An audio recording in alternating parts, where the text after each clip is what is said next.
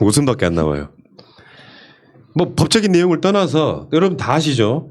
서울중앙지검이 전문수사자문단 뭐 관련해 가지고 항명했다는 이야기는 꼭 전문수사자문단하고 수사심의위원회가 헷갈리기도 합니다만 네. 수사심의위원회 열어줘서 삼성 이재용한테는 기소도 하지 말라. 이게 지금 검찰이 지금 1대0으로 졌어요. 이거 누가 봐도 검찰의 능력이 떨어진 거예요. 수사심의위원회 그 위원들한테 그 이야기 그 인터뷰 보니까 충격 먹었다니까. 난 삼성의 말이 더 공감되더라 였다는 거야. 거기에 무슨 뭐 수사 보고서가 20만 장 정도 된다 그러는데 그것을 다 뭐 볼만한 정도의 사실은 법률 전문가들이 아닌 이상 시간적 법률적 능력이 없는 걸 떠나서 알잖아. 수사심의위원회를 열어놓고 수사심의위원들한테 삼성 측 변호사와 검찰이 똑같이 시간을 갖고 브리핑을 해요. 기소해야 되는 이유와 기소하지 말아야 되는 이유를. 근데 12대 3이라고 그랬던가? 10대 3이라고 그랬던가? 뭐 그랬죠. 그러니까 압도적으로 삼성 손을 들어준 거예요. 검찰의 무능력. 이게 첫 번째. 삼성 바이오 수사할 때 조국 장관 수사할 때 삼성 바이오의 인력을 빼다가 수사한 건 누구나 다 아는 사실이고. 이게 그렇고 다음에 전문 수사 자문단이라고 하는 건 윤석열의 측근에 관련된 사건이죠. 한동훈하고 채널A 사건이에요. 이걸 네. 이동재가 요구해서 지금 만들어진 거예요. 근데 이것도 말이 안 되잖아요. 원래 그런데며 전문 수사 자문단은 피의자가 요구할 수 있는 게 아니라면서요. 근데 이렇게까지 해주는 거 보면은 지금은 한동훈을 보호하는 게 아니라 윤석열이 곧 한동훈입니다. 그렇기 때문에 이렇게까지 하는 거죠. 사실 한동훈만 가지고라면 윤석열이 이렇게까지 위험을 무릅쓰고 이 정도까지 해줄 수 없다고 보거든요. 그러니까 한동훈이 어떻게 된다면 그건 곧 자신이기 때문에 이렇게 하고 있는 거죠. 역시 마차님. 여성 팟캐스트 1위. 저 오늘 새벽에 생각한 겁니다. 바라보는 아니 그 이야기는 내가 방송 여러 번 했거든요. 내 방송 안 들으셨구나. 최민준 이야기도 나와 방송에 그 이야기. 북콘에서도 나와. 네. 근데 그 이야기를 할 수 있다는 거. 훌륭한 거예요. 그러니까 이게 언론 프레임은 측근 감싸기라고 보면 안 되는 거죠. 네. 윤석열 스스로도 어차피 한동훈과 다른 개체잖아요. 그러면 윤석열이 살아나려고 하면 당연히 한동훈을 잘라내는 게 맞죠. 관계가 없다면. 네. 저렇게 비유하는 건 측근 감싸기란 프레임으로 가면 안 돼요. 윤석열이 이 사건에 관련이 있다고 보는 게 더 정확한 시각일 거라고 봅니다. 네, 맞습니다. 그러니까 지금 그 검찰 내에서도 이제 대검에서도 발기를 들었고 서울중앙지검 말할 것도 없고 저건 대체 말이 안 된다. 검찰에 윤석열하고 한동훈밖에 없냐. 이 상황이 벌어지고 있는 겁니다. 근데 오늘 아주 비극적인 결과라고나 할까요? 예상된 결과가 나왔죠. 추미애 장관 아들에 대한 수사가 검찰이 시작했어요. 휴가 나와서 뭐 어쨌다는 그 건들이 있었잖아요. 네네. 추미애 장관 청문회 할 때 저쪽에서 그걸로 뭐 고발했던 사건이 하나 있었는데 아니 그러니까 오해를 받는 거지. 그러니까 그러면 나경원은 왜 안 하는 거예요 도대체? 근데 이 질문하는 것도 너무 지겹고 그리고 윤석열이 그렇게 친다면 윤석열 청문회 때도 대윤 소윤 하면서 변호사 선임 문제에 대해서 윤석열이 개입한 거에 대해서 당시에 우리는 실드 쳐줬지만 지금 이것도 똑같이 수사해줘야죠. 추미애 장관이 지금 장관 되고 난 이후에 지금 항명이니 뭐니 해가지고 지금 이슈가 되니까 이 시점에 딱 검찰 수사를 시작하는 건 자체가 부적절합니다. 이게 지금 그러니까 부적절하다 이런 걸 떠나가지고요. 너무하잖아요.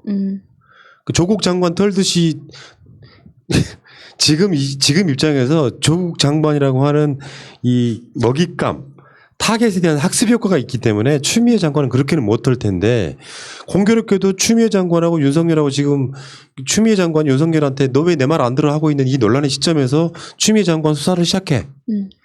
그러니까 니들 개검이라고 하는 거야. 네. 실제로. 어쨌건 지금 이 상황에서 대검이 서울중앙지검의 전문수사자문단 소집 중단해달라고 하는 거에 대해서 됐거든. 그 요구 받아들일 수 없어 하면서 지금 근데 지금 잘났다는 거예요. 이 상황을 보면은 윤석열은 위에서는 법무부 장관, 추미애 장관으로부터 그리고 법무부로부터 찍어 누르면 지금 당하고 있고 아래로부터는 지금 서울지검이 말을 잘 안 듣는 거예요. 계속해서 대검 지금 잘못하고 있다라는 말을 듣고 있는 양쪽에서 다 듣고 있단 말이에요. 진짜 사퇴 안 하는 버티는 게 진짜 신기합니다. 희한하죠, 진짜. 네. 어떻게 보면 그런 거에서는 미통당에서 되게 괴를 같이 한다고 볼 수 있는 게 정체성이 그분들도 되게 뭐 스스로의 뭐 자아나 성찰이나 반성이나 이런 거랑은 거리가 좀 먼 분들이시니까 그래서 아마 땡기려고 하는 게 아니실까 싶습니다. 진짜 이해 안 가고요. 윤석열 총장의 독단 이런 건데 언론 프레임 이렇게 갖고 가면 안 되고요. 우리는 머릿속에 그게 있어야 돼요. 윤석열과 한동훈은 공범일 것이다라고 읽힐 수밖에 없는 상황. 아니면 설사 윤석열과 한동훈이 관련이 없다고 할지라도 이건 저포적 마인드죠. 네. 내 측근이니까 내가 보호해야 돼. 그러니까 측근 감싸기라고 해도 욕을 바가지로 먹고 사퇴해야 될 상황이죠. 한명숙 총리 관련한 재심 이런 이야기도 사실은 윤석열의 측근이 연관돼 있죠. 이거 법무부 장관이 아무리 지시해봐야 말 안 들어 쳐먹고 그러니까 자기 측근과 자기가 유리한 쪽으로만 지금 이걸 활용해 먹고 있는 상태잖아요. 그러면 정상적인 검사들이 봤을 때는 윤석열이 어떻게 보이겠어요? 저 사람이 검찰 다 말아먹네 할 거 아니야. 네. 사실은 윤석열이 조국 장관 수사를 할 때 직을 걸었던 사건이잖아요. 윤석열이 총지휘를 한 사건이라고 조국 장관을 털 때. 네. 그러니까 막 중앙지검에다가 막 해당 관련 팀에다가 그 당시 그쯤 해가지고 특수부가 없어지긴 했는데 팀에다가 막 파견시켜가지고 역대급 국정농단 정도의 팀을 꾸렸다는 건 여러분 다 아시잖아요. 국정농단보다 더 많은 압색이 이루어졌기 때문에 조국 장관 수사는 그렇게 해서 대한민국을 반년 동안 흔들었던 거거든요. 근데 여기 지금 대한민국의 검찰총장과 추정건이와 최측근인 한동훈이 채널A 기자 등을 이용해서 선거에 개입하려고 했던 사건. 이건 게이트고요. 초원 복국십 사건이 그 당시에 혹시 아시는지 모르겠지만 혹시 알아요? 초원 복집 사건. 네. 김기춘. 그치. 그때 태어나긴 했어요? 모르겠어요. 근데 정자 시절. 모르겠어요. 근데 진짜 그런 거 보면 김기춘이 머리가 너무 좋고 나쁜 사람이라서 무섭다는 생각이 많이 들어요. 그때 노태우 때 김영삼이 이제 민자당으로 합당을 하면서 대선 후보가 되는 상황인데 거기서 나온 말이 유명한 우리가 남이가예요. 네, 우리가 남이가. 그러니까 경상도는 경상도끼리 뭉쳐야 된다라고 하는 부산의 지역의 기관장들 모아놓고 한 짓거리인데 그렇게 해서 당시 여당이던 놈들이 지역 기관장들한테 지역 감정 선동하는 선거 개입을 지시한 사건만으로 나라가 뒤집어졌어요. 네. 동서로 날라졌어요. 심정적으로는 솔직히 이해가 되는 측면도 있다고. 왜냐 그 지역 기관장들이 다 노태우 정권이 임명한 사건이기 때문에 그 당시 그러니까 군사독재 그 끝물에서도 이게 논란이 될 정도 사건이었는데 대한민국의 검찰의 총장의 최측근이 선거에 개입하려고 한 사건인데 이걸 윤석열이 덮으려고 해. 그래서 다시 한번 우리가 그런 얘기를 하는 거잖아요. 윤석열이 관련이 있는 건 아닐까? 합리적 의심을 우리가 가질 수 있는 건 아닐까? 다시 한번 말씀드리겠습니다. 6번째 말씀드려요. 2월 13일이었습니다. 2020년 2월 13일. 외우겠다. 이미 외우셨잖아요. 그게 발렌타인데이 전날이니까 외우는 거예요. 나는 그걸 그렇게 외웁니다. 아, 발렌타인데이 전날 한동훈에게 윤석열이 초콜릿 갖고 가는구나. 부산으로 부산 검찰청을 순시하는 과정에 같이 내려간 이동재와 이동재의 후배인 백모 기자가 한동훈을 만나서 하는 대화의 녹음이 있다는 거야. 네. 그 녹음 안에는 그 전에 이철 대표한테 이동재가 가서 했던 말 이게 이 한동훈 내 뜻이 좋다라는 이야기가 그때 이미 나왔었잖아요. 그런 취지의 뉘앙스의 발언을 한 게 녹음된 게 있다는 거예요. 그것을 법무부가 알고 있고 그렇기 때문에 한동훈을 전보 조치하고 직접 감찰하겠다고 나온 거다. 이런 사건이 있었단 말이에요. 그러니까 사람들 머릿속에는 이 사건이 단순히 측근 감싸기가 아니라 윤석열이 개입돼 있는 게 아닐까라고 생각하면 이걸 얼마나 어마어마한 사건입니까? 네. 그러면 이게 사실상 지금 논란이 입사하지 않았다면 당장 윤석열은 직무가 정지돼야 되고 이 사건은 이 특검이라든지 여러 방식으로 수사가 돼야 되는 게 맞는 사건이에요. 그러면 초원 복집대랑 지금이랑 정말 큰 차이점은 언론이네요. 그때는 대대적으로 언론이 초원 복집과 더불어 우리가 남이가라는 거를 진짜 무슨 교과서나 막 이렇게 우리 어쨌든 네. 들어봤잖아요. 그 정도 해줬는데 지금 윤석열이 지금 하고 있는 사안마다 대서특필이 돼도 모자랄 판에 이렇게 나온다는 거는 진짜 언론이 부끄러워야 할 일인데 이거 어떻게 잡아야 될지 진짜. 네.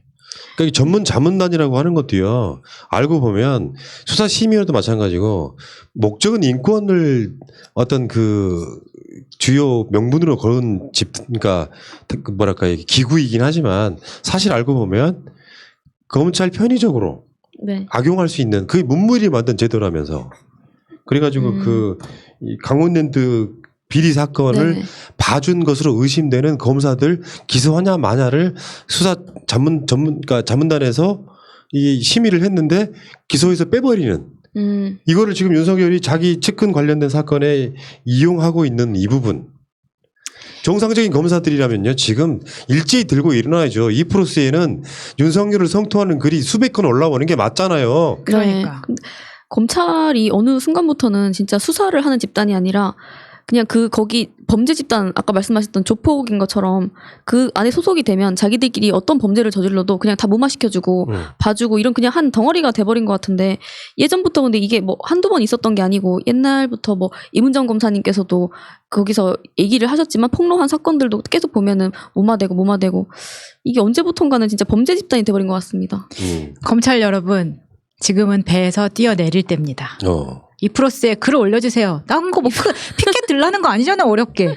이건 검찰 역사의 가장 치욕적 사건으로 남을 거예요. 이 진상이 밝혀지는 순간 물론 진상 밝히는 상황은 엄청 어렵겠지만 이동재가 키를 쥐고 있는 지금은 이동재가 갑처럼 보이는 그러니까 이동재의 요구를 안 들어줄 수 없는 네. 그러니까 윤석열이 지금 거기에 자기 이동재의 이쪽에 부탁이랄까 협박을 들어주고 있는 모양새예요. 합리적 의심은 그거잖아요. 전문수사 자문단 통해 가지고 나를 구속시키지 말아달라고 하는 그런 요구에 가깝거든요. 네. 나 구속시키면 다 불 거야. 그건 상식적인 판단이라고 생각해요. 이런 상황에서 지금 윤석열이 전문 수사 자문단을 이거 지금 뭐 강행하는 것은 누가 봐도 합리적인 의심이 될 수밖에 없다 이런 이야기가 드는 거니까. 전문 수사단, 전문 자문단 이게 뭐 한동훈을 위해서 만든 거라고 치지만 아까 말씀드렸다시피 이거는 본인을 위한 거잖아요, 사실. 7명 중에 5명이 아니 당시였죠. 지금 윤석열 어제 MBC 단독에 보면은 윤석열이 이 자문단을 구성할 때 다 자기 측근, 자기 원하는 검사로 만들었다는 거 아니에요. 80% 이상을. 그래놓고 나는 개입 안 했다. 그러니까 이런 거 있잖아요. 네. 5명이 필요해 예를 들면 그 중에 10명을 자기가 친한 검사들로만 지정해놓고 그 중에 뽑아. 민주적으로 뽑아. 그거 아니야. 우리가 저 식당에 갔는데 먹고 싶은 대로 먹어 해놓고 난 짜장 하는 거가 똑같은 짓거리잖아. 저기 윤짜장이. 너무하네. 괴롭네요. 자, 어쨌건 지금 지켜볼 문제겠지만요. 계속해서 정치권에서 여러 가지 요구가 나와야 되는 상황이에요.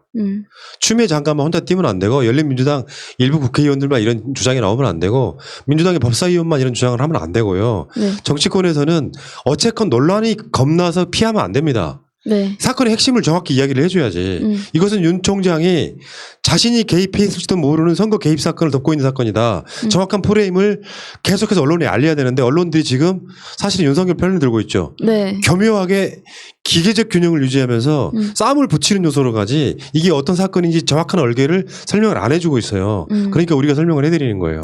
근데 진짜 저 공감하는 게 심지어 저 아는 분들 중에 정치에 좀 관심이 있는 분인데도 저희가 한창 작년에 이제 진짜 그 집회 나가고 이렇게 했을 때 이 검찰 개혁이라는 게 중요한 건 맞지만 인간이 태어나서 살면서 검찰에 가서 검사한테 수사받고 하는 사람이 몇 명이나 있냐. 민생이 더 중요하지. 먹고 사는 게 중요하다.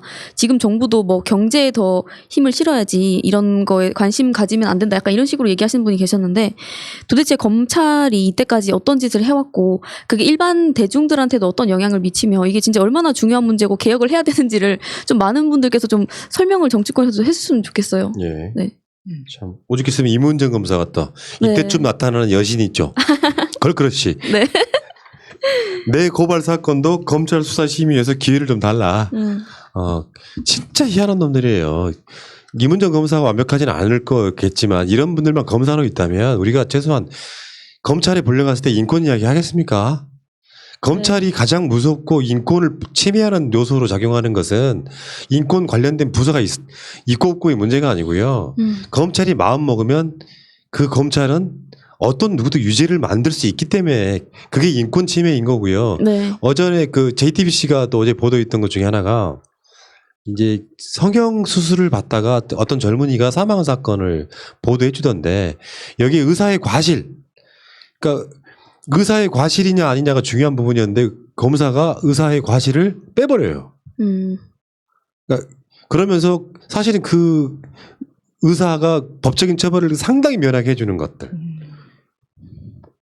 인권이라고 하는 건 난 그렇게 생각해요. 피의자 중심으로 봐야 돼요. 피의자 중심으로 봐야 돼. 네. 조국 정의심 사건은 피해자가 없는 사건이야 알고 보면. 네. 그러니까 죄도 없는 사람들 데려다가 막 120군데 압색해가지고 완전히 가정을 해체시키는 사건이에요. 이런 사건들 여기 검찰 개혁의 요체 중에 하나다 이렇게 말씀드리고 싶고요. 자, 그 이야기는 여기까지 하겠습니다.